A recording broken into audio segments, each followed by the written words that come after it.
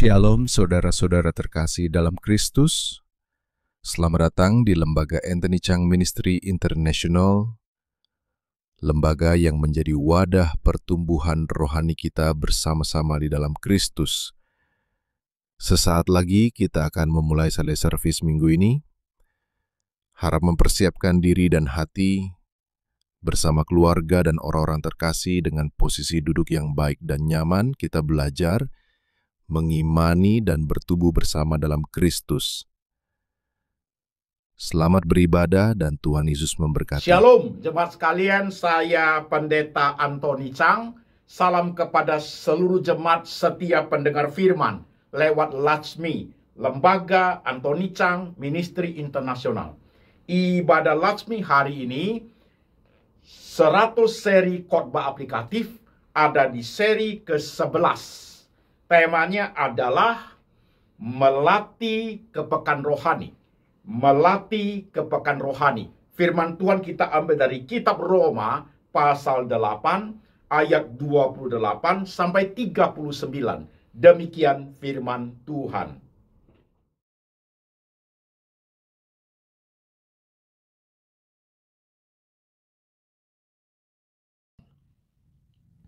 Kita tahu sekarang bahwa Allah turut bekerja dalam segala sesuatu untuk mendatangkan kebaikan bagi mereka yang mengasihi Dia, yaitu bagi mereka yang terpanggil sesuai dengan rencana Allah.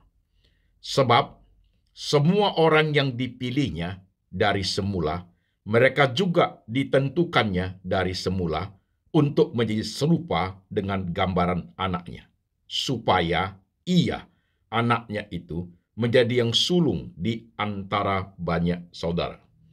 Dan mereka yang ditentukannya dari semula, mereka itu juga dipanggilnya. Dan mereka yang dipanggilnya, mereka itu juga dibenarkannya. Dan mereka yang dibenarkannya, mereka itu juga dimuliakannya. Sebab itu, apakah yang akan kita katakan tentang semuanya itu? Jika Allah di pihak kita, siapakah yang akan melawan kita?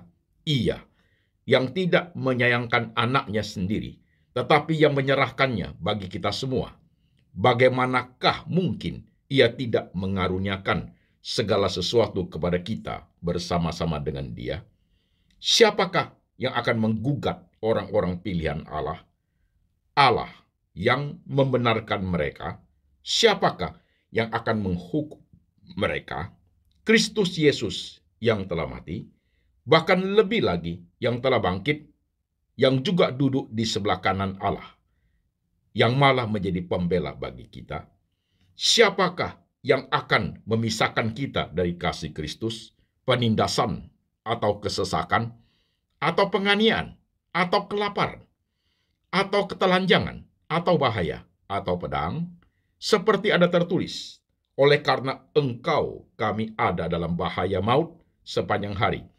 Kami telah dianggap sebagai domba-domba sembelihan. Tetapi dalam semuanya itu kita lebih daripada orang-orang yang menang oleh Dia yang telah mengasihi kita. Sebab aku yakin bahwa baik maut maupun hidup, baik malaikat-malaikat maupun pemerintah-pemerintah, baik yang ada sekarang maupun yang akan datang, atau kuasa-kuasa, baik yang di atas maupun yang di bawah, ataupun sesuatu makhluk lain, tidak akan dapat memisahkan kita dari kasih Allah yang ada dalam Kristus Yesus Tuhan kita. Amin. Saudara-saudara sekalian, firman sudah kita baca, firman sudah kita dengar. Sekarang saya mengajak setiap jemaat di ibadah Latsmi ini. Mari kita tundukkan kepala, kita berdoa. Tuhan Yesus, kami sudah baca firman-Mu. Kami sudah dengar firman-Mu. Sekarang roh Tuhan bekerja. Mengurapi hamba-Mu ini, memberi ia hikmat dan bijaksana. Boleh menguraikan firman Tuhan ke dalam bahasa yang sederhana, yang gampang dimengerti oleh seluruh lapisan jemaat. Tuhan, kami rindu kerohanian kami bertumbuh dengan baik. Kami rindu kami memiliki kepekaan rohani Sehingga semua peristiwa yang kami hadapi itu mampu kami responi dengan baik di hadapan Tuhan. Kami siap hati, siap pikiran, siap iman untuk diberkati. Tuhan Yesus berbicara, kami mendengar. Dalam nama Tuhan Yesus kami berdoa. Amin. Shalom jemaat sekalian, apa kabar? Saya berharap saudara baik-baik saja. Saudara-saudara sekalian, hari ini ibadah resmi 100 seri khotbah aplikatif. Hari ini sudah sampai di seri yang ke-11. Seri yang ke-11. Khotbah seri aplikatif adalah khotbah yang sengaja dirancang oleh Rasmi, saudaraku, untuk mempermudah, gampang dimengerti oleh seluruh lapisan jemaat, karena levelnya hanya sampai di level aplikasi. Jadi siapapun, dari kalangan manapun, usia berapapun, saudaraku, akan sangat gampang mengerti khotbah seri aplikatif. Oke, saudaraku, seri aplikatif, khotbah seri aplikatif yang ke-11. Melatih kepekaan rohani. Karena khotbahnya bersifat aplikatif, maka saya mulai dengan 3 kata tanya sehingga mempermudah jemaat untuk mengerti dengan baik. Kata pertama, what, apa? Kata kedua, why, mengapa? Kata ketiga, how, bagaimana? Kita mulai dari kata what dulu. Ketika kita bicara mengenai what, berarti kita bicara mengenai definisi. Apa itu kepekaan rohani, Pak Pendeta? Kepekaan rohani adalah suatu kemampuan dalam diri orang percaya, dalam diri anak-anak Tuhan untuk menyadari, ya, suatu kemampuan dalam diri kita untuk menyadari dan meresponi secara spiritual. Menyadari, meresponi secara spiritual terhadap semua peristiwa-peristiwa, baik peristiwa besar maupun peristiwa kecil, baik peristiwa positif maupun negatif yang terjadi dalam diri kita secara internal maupun terjadi di luar diri kita secara eksternal. Itu definisinya. Oke, saudaraku, saya ulang ya supaya jemaat menyimak dengan baik. Kepekaan rohani adalah suatu kemampuan dalam diri anak-anak Tuhan. Suatu kemampuan dalam diri anak-anak Tuhan untuk menyadari dan meresponi secara spiritual semua peristiwa yang dialami.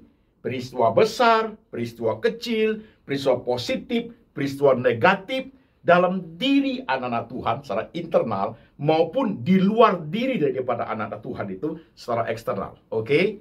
Clear? Jelas, saudaraku? Sekarang kita masuk kata tanya kedua. Why? Mengapa kita anak-anak Tuhan, baik kita Kristen maupun kita Katolik, kita memerlukan kepekaan rohani? Kenapa itu, Pak Pendeta? Ini menjadi penting, saudaraku. Saya akan memakai ilustrasi mempermudah jemaat untuk memahami tema ini.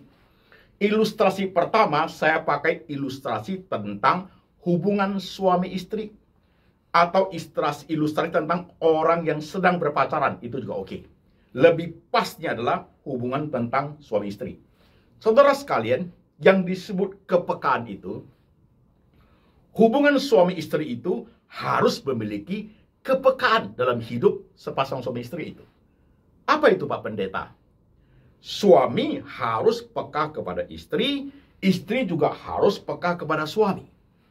Masalah suami istri hidup sekian tahun, mungkin 5 tahun, 10 tahun, 20 tahun, sang istri sudah pasti akan peka terhadap kebutuhan-kebutuhan suaminya, peka terhadap reaksi suami dalam menghadapi segala sesuatu, tahu kekurangan kelemahan dari suaminya, demikian juga sang suami. Dan ketika ada terjadi perdebatan, ya, salah mengerti, atau tindakan kesalahan, saudaraku, sang suami juga harus peka. Istriku kelemahannya ABCD. Dan juga harus peka kepada dirinya, saya pun tidak terlepas dari kepekaan, saudaraku. Saya juga tidak terlepas dari kelemahan dan kesalahan. Suami istri yang peka, saudaraku, itu akan menciptakan suatu hubungan yang harmonis, saudaraku. Karena apa? Kenapa? Kepekaan itulah yang melatih mereka. Kepekaan itu melatih mereka untuk hidup saling memahami, saling mengisi, dan saling menguatkan, saudaraku. Karena nobody is perfect. No perfect husband, no perfect wife. Jadi rumah tangga itu, kepekaan hidup suami istri sangat penting. Saudara coba bayangkan, jika dalam kehidupan suami istri, kepekaan itu tidak ada, suami suka-suka sendiri, istri hidup sendiri, saudaraku, itu kehidupan yang sangat egois. Tapi hidup dalam satu rumah, dua menjadi satu, tapi tidak ada kepekaan, hidupnya penuh egois, itu akan jadi hubungan keluarga kayak apa, saudaraku? Demikian pun contoh tadi itu, saudaraku, menjadi contoh kehidupan rohani kita di hadapan Tuhan. Karena bicara mengenai kepekaan rohani, pasti menyangkut hubungan kita dengan Tuhan. Sudah pasti, saudaraku. Itu main poinnya. Kepekaan rohani, saudaraku, sudah pasti menyangkut hubungan kita dengan Tuhan. Itu main poinnya. Peristiwa-peristiwa yang kita alami, peristiwa besar maupun kecil, itu wadahnya. Itu peristiwanya, saudaraku. Itu contoh kasusnya. Yang penting adalah antara between me and my Lord, saudaraku. Itu dilatih kepekaan Tuhan, kepekaan rohani lewat situ. Oke, saudaraku, perhatikan dengan baik. Why? Mengapa, Pak Pendeta? Kita sebagai anak-anak Tuhan butuh kepekaan rohani. Coba kita memperhatikan kehidupan daripada kerohanian anak-anak Tuhan sepanjang zaman. Termasuk zaman sekarang. Baik kehidupan di rumah tangga orang Kristen maupun di gereja, khususnya anak-anak Tuhan, saudaraku. Perhatikan. Satu, ada anak-anak Tuhan yang sama sekali tidak peka. Oh, banyak, saudaraku. Tidak peka. Dia hanya peka kalau dia butuh, saudaraku.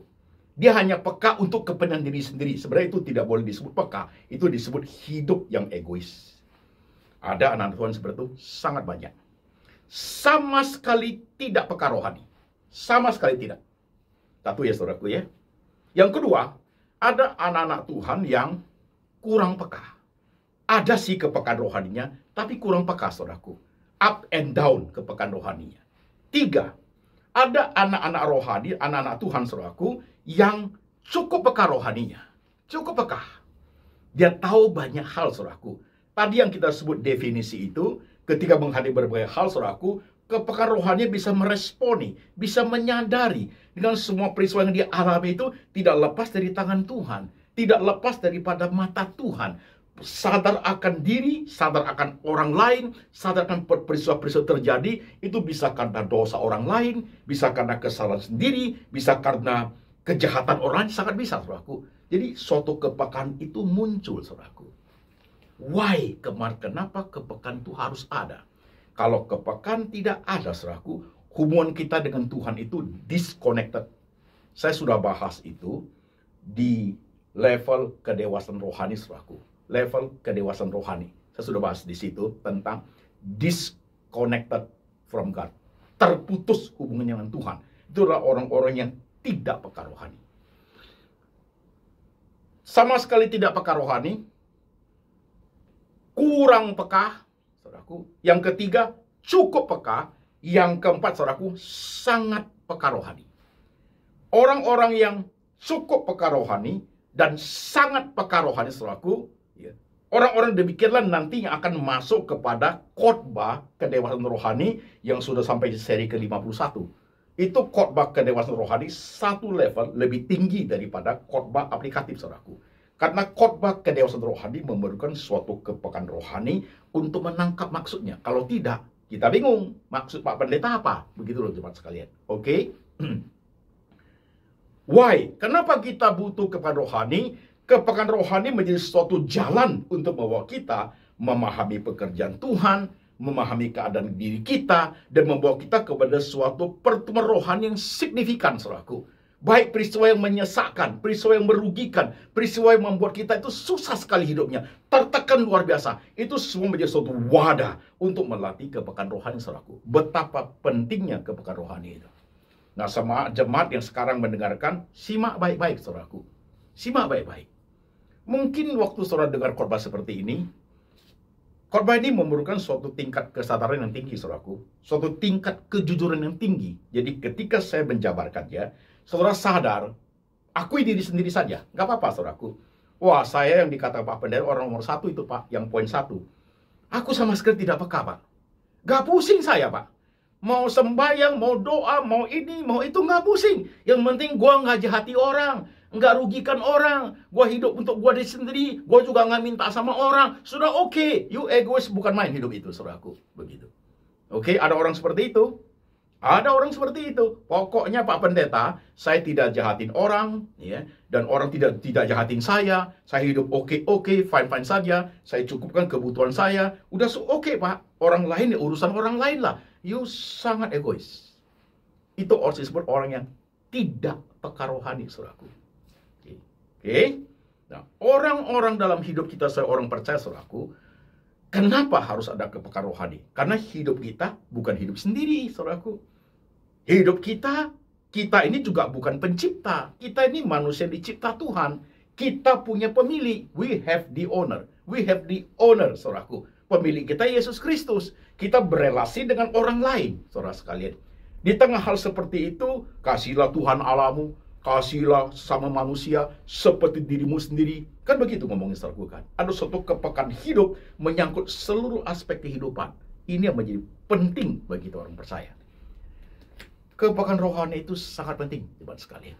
Seperti suami istri, hubungannya harus peka sekali supaya mereka bisa saling memiliki, sama dengan hubungan kita dengan Tuhan, saudaraku, harus peka.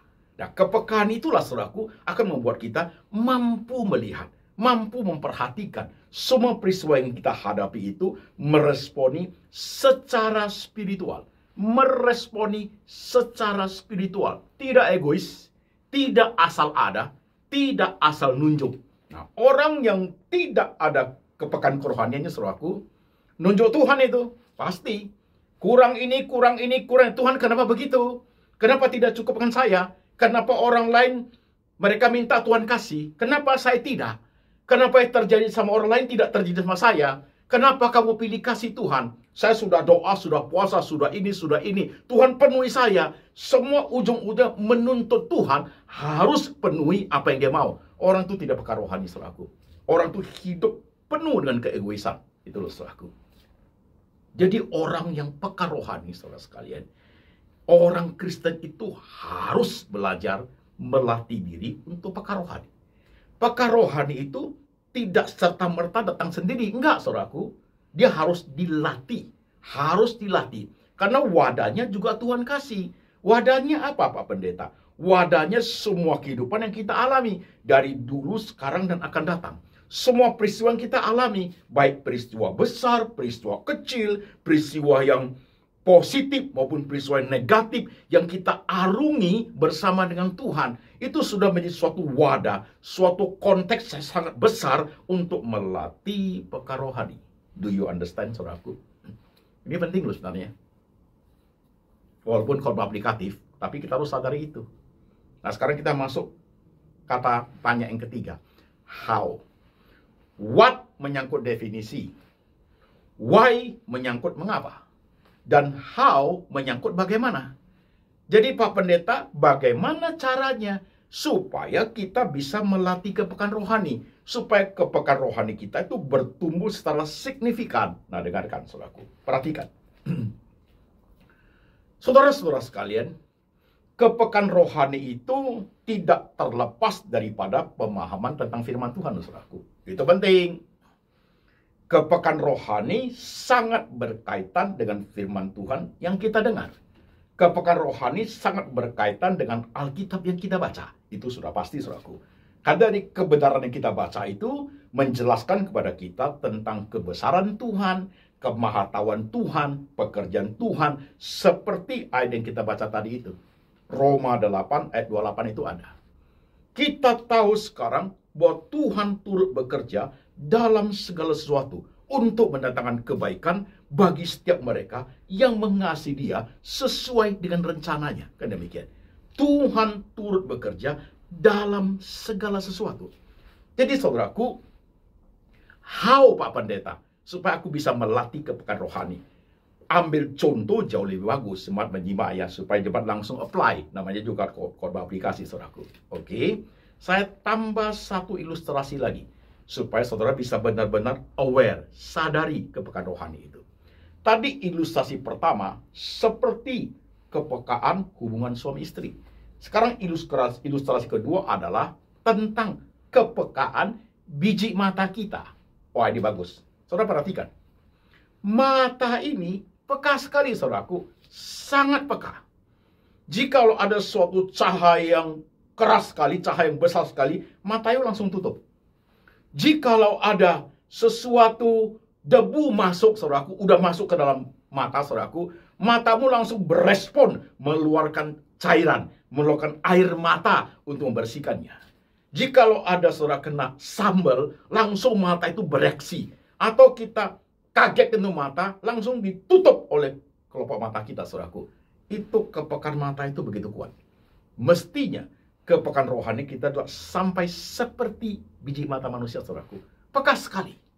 Tidak ada manusia, saudaraku, matanya kena pasir sampai tersenyum santai. Orang gila pun tidak begitu. Tidak ada manusia, saudara sekalian, matanya sudah kena debu, dia tidak buat apa-apa. Nggak ada. Nggak ada manusia dikagetkan matanya tidak tertutup, buka terus. Itu mata palsu, saudaraku. Kalau mata yang hidup, mata yang diciptakan oleh manusia itu, kepekaannya sangat tinggi, saudaraku. Respon sedikit saja, debu sedikit saja, gerakan cahaya sedikit saja, yang dekat ke mata, kelopak mata itu langsung tutup, saudaraku. Kepekaan rohani harus sampai seperti itu pekanya. Oke, saudaraku, kepekaan rohani harus sampai sebegitu pekanya. Nah, sekarang supaya gampang karena aplikatif, saudaraku ya, kita pakai contoh-contoh peristiwa. Perhatikan jemaat sekalian. Peristiwa-peristiwa yang kita alami itu kan dua bagian tadi disebutkan. Peristiwa besar, peristiwa kecil. Oke? Peristiwa besar dan peristiwa kecil itu terjadi pada diri kita ada. Itu internal. Terjadi di luar diri kita, eksternal ada, saudaraku. Oke? Kita bahas yang internal dulu. Peristiwa-peristiwa besar, peristiwa-peristiwa kecil yang terjadi dalam diri kita sendiri. Jemaat menyimak. Gimana melatih kepekaannya itu, Pak? Peristiwa-peristiwa besar, peristiwa-peristiwa kecil dalam diri kita itu ada yang negatif, ada yang positif. Kan begitu? Kita mulai yang positif dulu. Peristiwa kecil aja dulu. Pak Pendeta, kemarin mama saya ngomong, tahun depan mama sudah tidak mampu biayai kuliahmu. Nah, itu peristiwa bagi seorang anak muda tidak mampu kuliah, itu peristiwa besar, saudaraku. Bagaimana anak muda yang rohani merespon? Tapi kalau anak muda yang ngomong, "Gak bisa mama, masa you gak biayai saya hidup lagi untuk kuliah? Mama kan yang besarin saya, mama yang lahirin saya. Kalau tidak mampu kasih biaya kuliah, jangan lahirin saya. Itu kan tanggung jawab mama." Saudara marah, ngambek, tidak terima, ya, membuat hal-hal yang tidak baik, bahkan buat mamamu tambah sedih. You tidak peka. You tidak peka.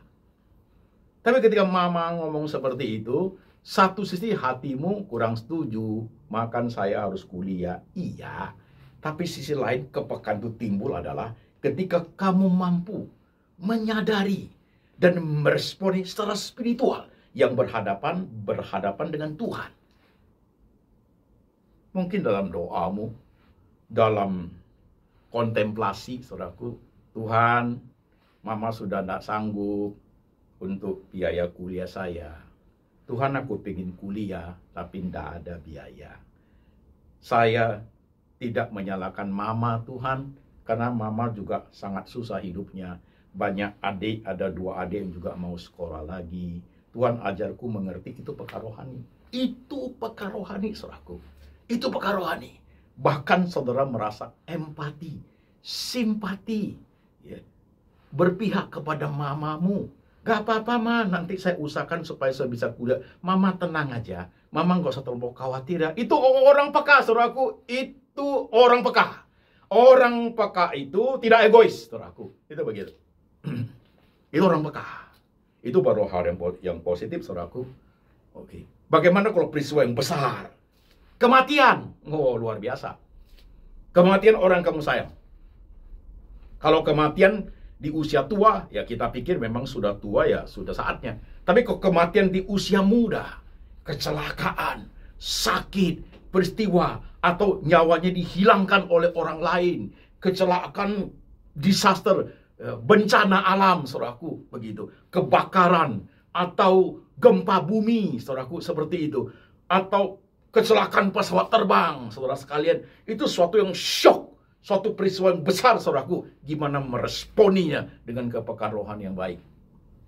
Saya percaya, ketika mendengar peristiwa itu, manusia itu, orang percaya sekalipun, pendeta sekalipun, pasti nangis. Ya, karena itu orang-orang kita sayang. Iya kan? Pertama kali, anak saya yang pertama itu di dalam perut istri itu, 9 bulan, 1-2 hari lagi akan dilahirkan, mati dalam perut, tertali ari, nangis kok gua. Iya. Secara manusia kita respon itu. Peristiwa yang negatif, yang besar sekali, responnya pasti kita, respon manusia itu muncul. Kok begini, kenapa? Iya begitu, saudaraku. Tapi jangan lupa, ketika sudah muncul seperti itu, kepekaan rohani harus menyusul. Tuhan dengan peristiwa yang seperti yang dialami seperti itu, saya mestinya belajar apa dari Tuhan ya? Karena Tuhan tidak mungkin tidak tahu. Semua peristiwa Tuhan tahu. Peristiwa itu bisa menyangkut banyak hal. Menyangkut kesalahan orang lain, menyangkut kesalahan dokter, menyangkut kesalahan istri, kalau tentang anak saya, menyangkut dosa juga bisa. Mungkin ada sesuatu, kesalahan di dalamnya bisa, saudaraku. Jadi ketika meresponi tentang kematian, saudaraku, banyak problem di dalamnya, banyak di dalamnya, harus direnungkan dengan baik. Tuhan, bagaimana aku menyikapi tentang hal yang saya alami seperti itu? Tetap nangis, nggak apa-apa kok. Tapi kepekaan rohani harus hidup, saudaraku. Karena Tuhan turut bekerja dalam segala sesuatu. Bukan berarti Tuhan setuju dengan dosa. Enggak. Enggak, saudaraku. Peristiwa itu sudah terjadi. Di balik peristiwa itu, Tuhan mau ngajar aku apa. Itu kepekaan rohani. Jemaat dengerin poin ini. Sangat penting. Karena you akan mengalami banyak kasus dalam hidup ini, bukan? Mau ribut dengan suami, mau cerai, suami yang tidak setia, istri yang tidak setia, usaha yang porak-poranda, penyakit yang tidak karu-karuan, kayaknya seperti tidak ada harapan lagi gitu. Difitnah orang, bahkan terancam masuk penjara, atau pilot dengan uang yang sangat besar habis, saudaraku. Kayaknya sesuatu peristiwa sangat besar itu, bagaimana aku mengerti Tuhan? Jangan hanya marah, jangan hanya nunjuk, Tuhan kok gitu. Aku sudah puasa, sudah ini, kok nggak buka jalan, mujizat kok tidak terjadi. Bukan hanya sekedar itu. Dibutuh suatu ketenangan jiwa. Suatu kesadaran yang amat tinggi. Suatu kemampuan untuk meresponi secara spiritual, saudaraku. Ya, itu loh rohani itu, saudaraku. Itu loh kepekaan rohani itu. Kalau kita meresponi seperti dunia sekuler, saudara pasti tidak peka. Gi ganti gi, mata ganti mata. Pokoknya dia tipu gua tipu dia balik. Pokoknya dia maki saya maki dia balik. Saudaraku, saudara tidak peka rohani. Akan sama saja dengan mereka. Saudara akan sama saja dengan dunia sekuler. Ya. Nama saja saudara anak Tuhan. Tapi bertindak, berkata, berespon sama saja. So what is the difference? Maka kepekaan rohani sangat penting, teman sekalian. Sangat penting. Bisa saja kita menghadapi ketidakadilan. Bisa sekali kita difitnah, saudaraku. Sangat bisa. Tapi suatu ketenangan jiwa. Dan kita tahu peristiwa-peristiwa seperti itu tidak lepas dari mata Tuhan. Yes. Dan kita juga harus sadari peristiwa-peristiwa itu bisa menyakiti kita. Iya. Bisa merugikan kita. Benar.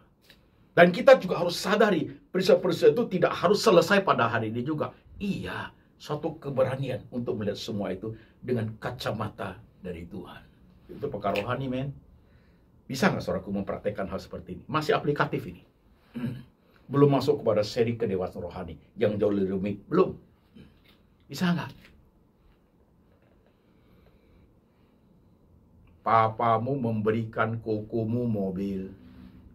Kamu sebagai adik, you cemburu, marah. Kenapa papa begini-begini? Kamu egois.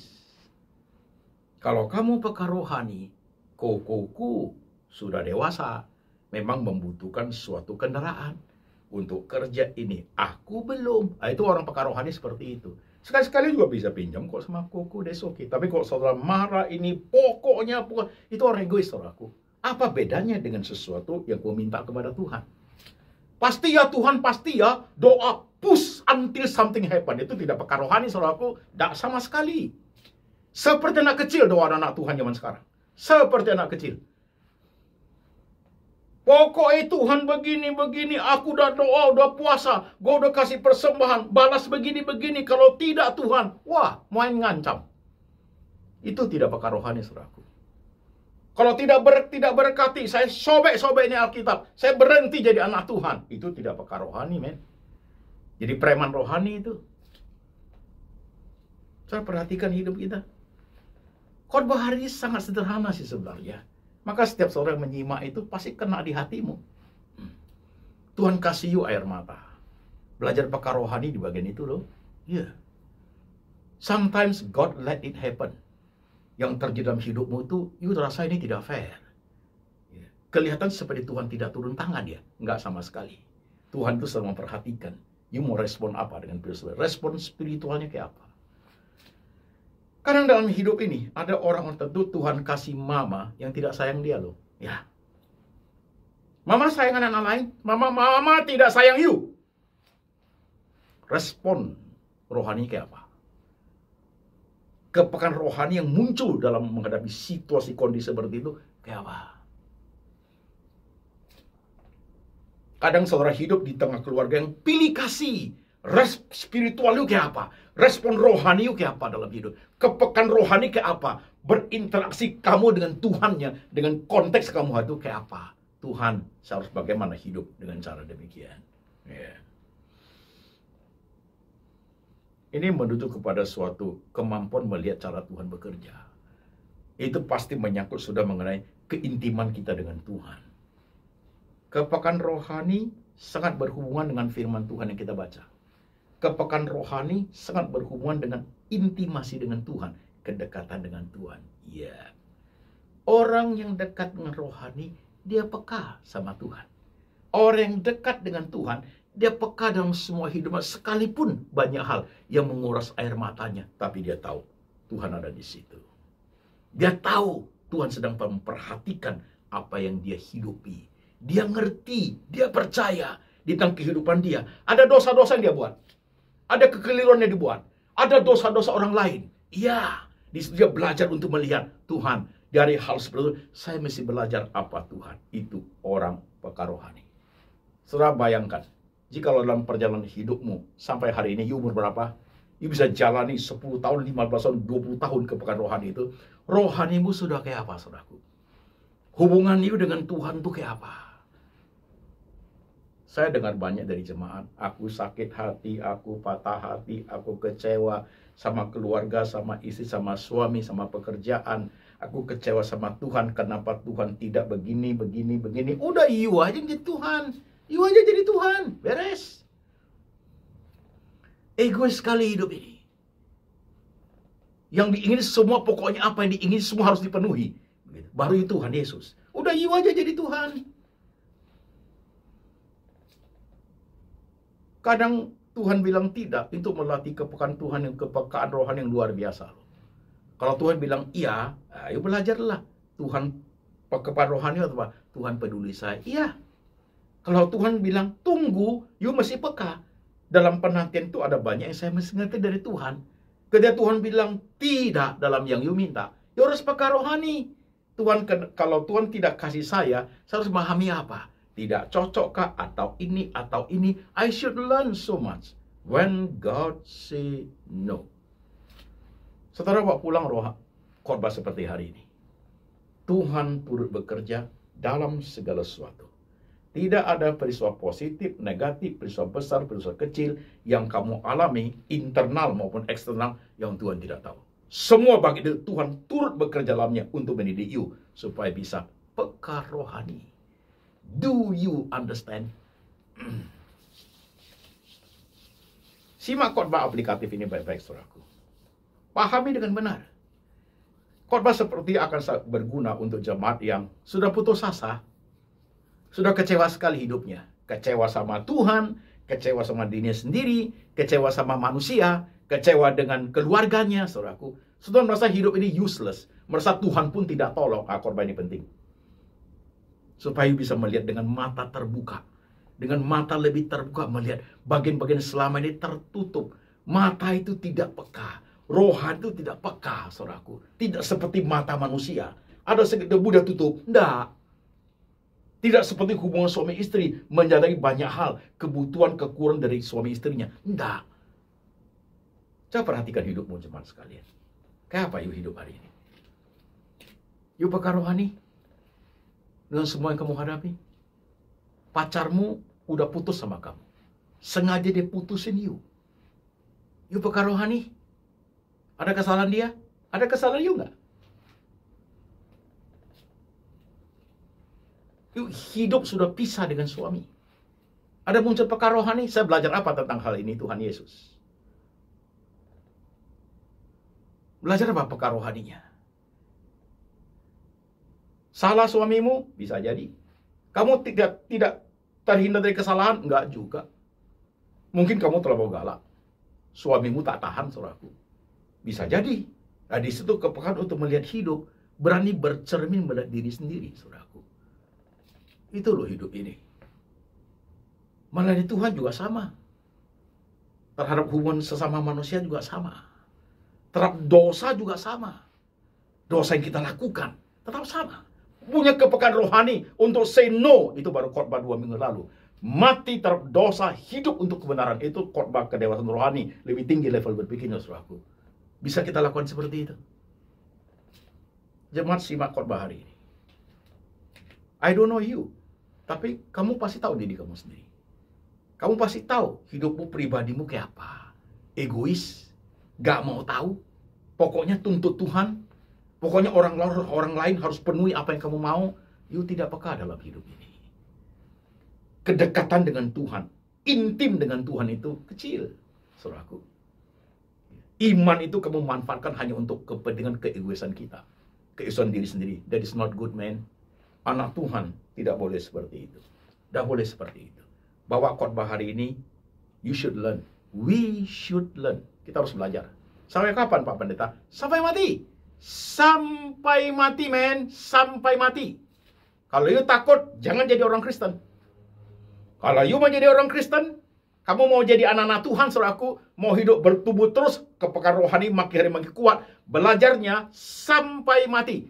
Karena setiap hari ada peristiwa. Setiap hari banyak hal yang kita hidupi. Setiap hari banyak orang yang kita temui. Setiap hari banyak kasus yang kita alami, saudaraku. Every day.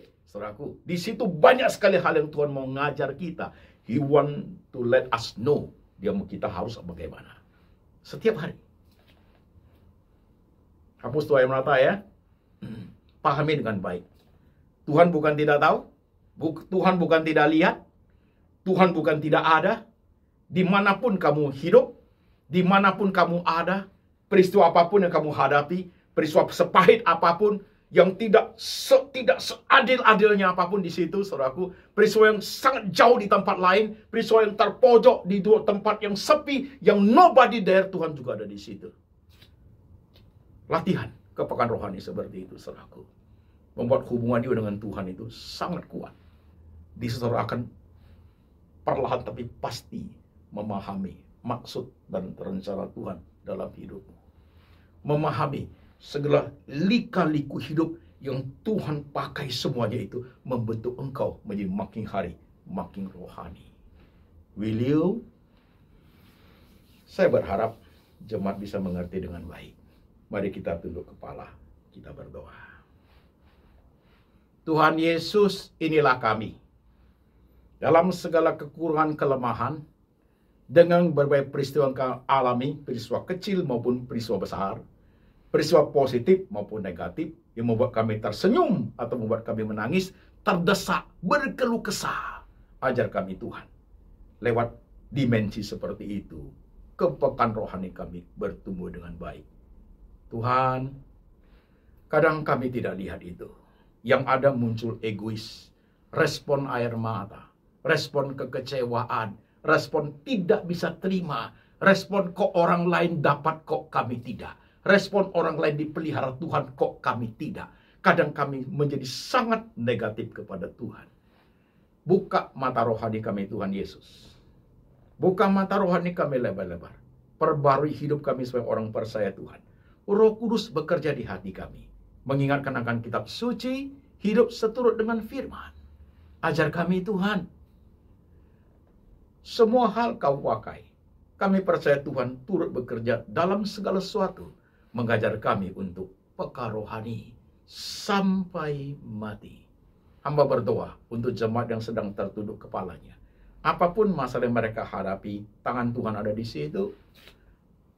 Tuhan menolong, Tuhan mengajar, Tuhan mendidik, dan Tuhan meneguhkan. Karena kami percaya, segala perkara dapat kami tanggung di dalam Tuhan Yesus yang senantiasa memberikan kekuatan kepada kami.